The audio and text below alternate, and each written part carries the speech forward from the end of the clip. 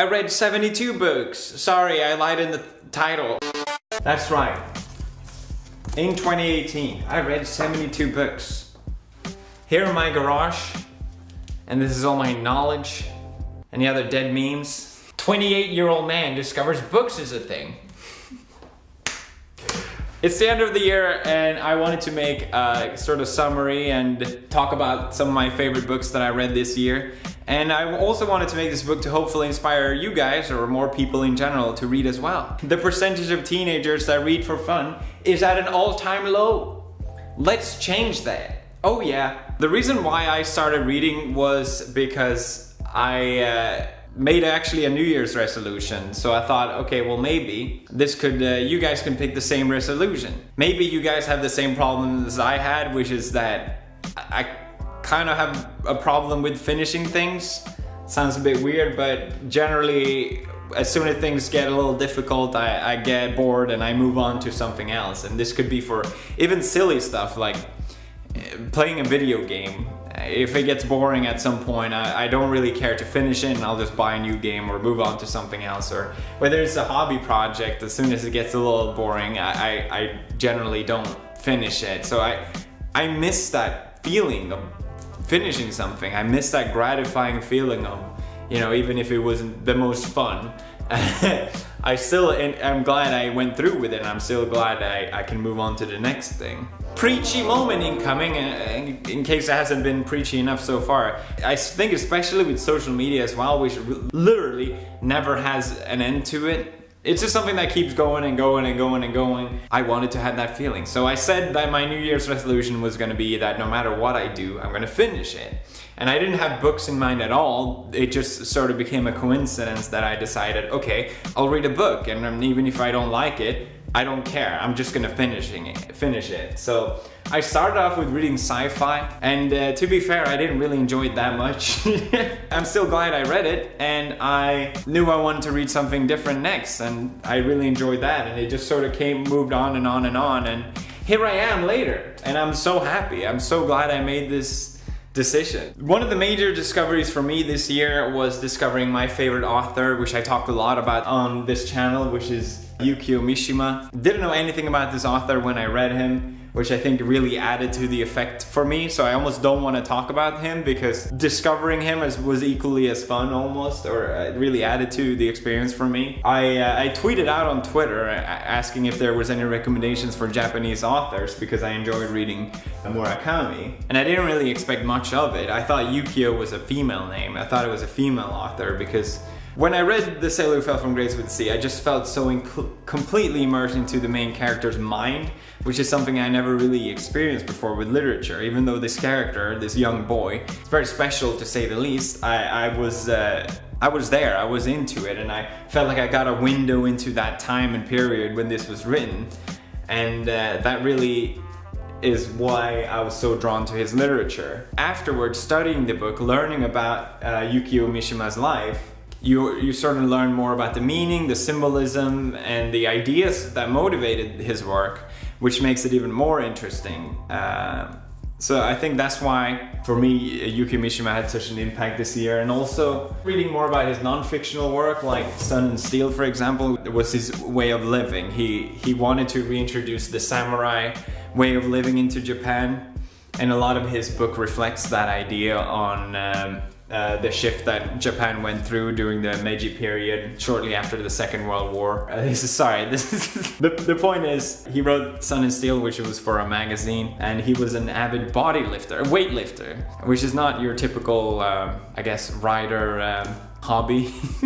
Because he believed in Sun and Steel, which is his take on an old samurai saying, the flower and the sword. That's oversimplifying it, but basically it was this idea that samurais should spend just as much time writing poetry as they spend time practicing with their sword. And Mishima felt like Japan had forgotten about their steel or the sword of Japan.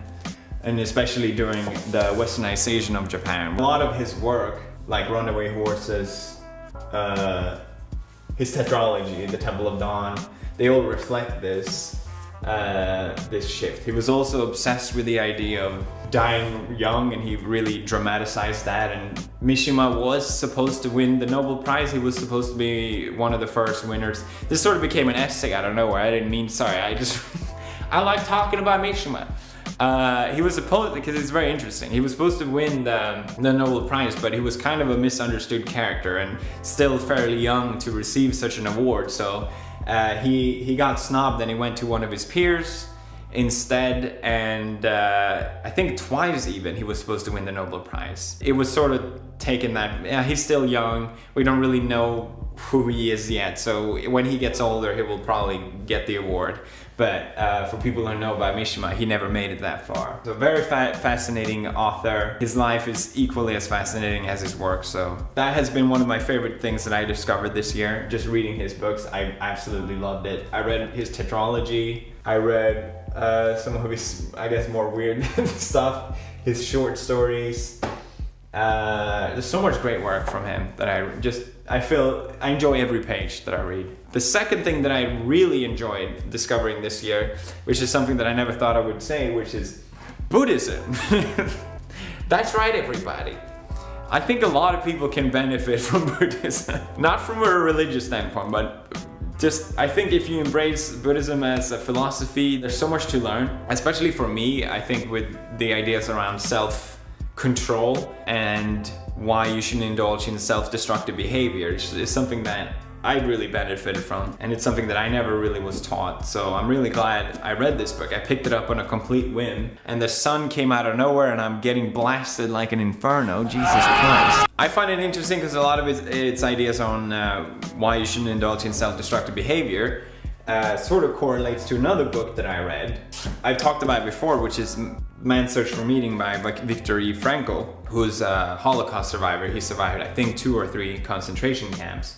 And he made the observation that the people that, you know, started smoking or did these self-destructive things on the camps were the people that had kind of given up on in general. And these were the people that would soon after, obviously not for everyone, but would pass away because they lost their meaning, they lost their grip, I guess you could say. You know, here I am, privileged little Swede boy. Why should I do these self-destructive things? What's the meaning for me to do that? And Frankl says as well that you should live your life as if you've already made your mistakes, as if you already lived it and made all your mistakes, because that changes your approach to life in a meaningful way. And this connects a lot to the ideas, in my opinion, around reincarnation, which sounds really weird for me to say, but it gives you a positive meaning and outlook on life, in my opinion, regardless if you embrace the religious and spiritual aspect of it, and regardless if you believe in that or not. I think is irrelevant. Or at least, actually it is relevant, but it doesn't really change anything. It doesn't change the outcome, I guess you could say. If you have a meaning for something, you can go through any suffering, and Buddhism treats life as suffering. This became very weird. What was my final point? Life sucks.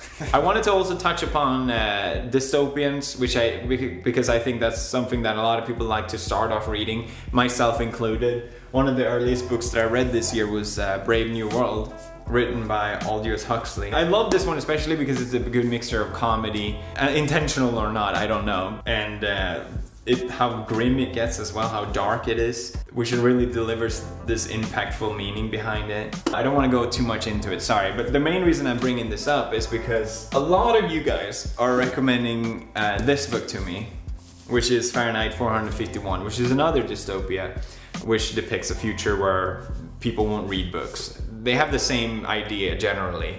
But I think these are 2 great examples of, this one has a great elevator pitch. This one doesn't. But this one has so much more impactful meaning behind it. This just sounds to me like the rambling of an angry old man. This is the one that's going to get a movie adapted to it. I think Lily Sings is even acting in it. So it's gonna be great.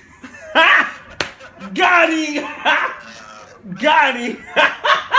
Media and government-controlled information versus information in the media today.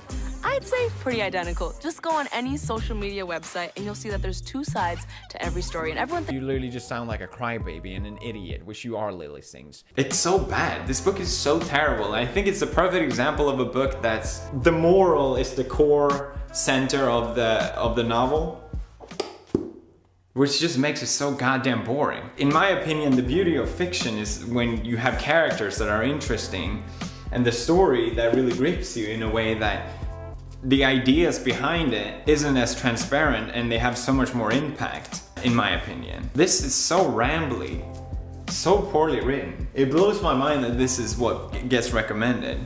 So don't read this one. There's so many better dystopians out there.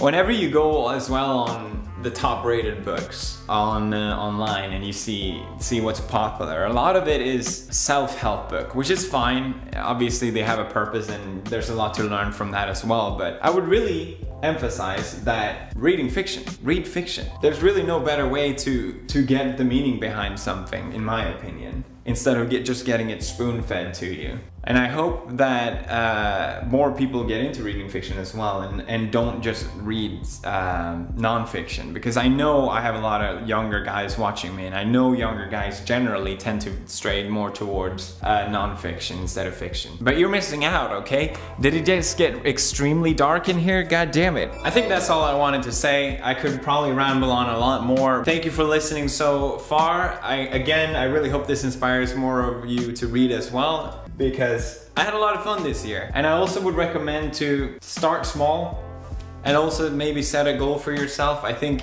instead of reading 50 pages or 300 pages and stopping, it's better to just read something small, like 10 pages a day. That's better if you're consistent with it, at least, than stopping. And I think you'll find that you'll get into it quicker than you think. Obviously, if you're not used to reading, which I wasn't at the time, it's a little harder to get into, but once you do, it's great.